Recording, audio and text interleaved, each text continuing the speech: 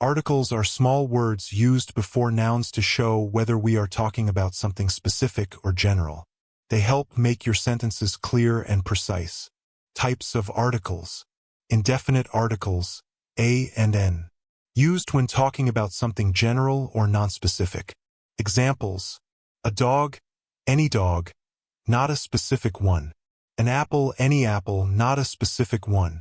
Definite article, the. Used when talking about something specific or already known. Examples: the sun, a specific sun that we all know.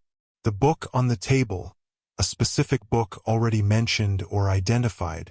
Rules for using articles. Use a before words that begin with a consonant sound.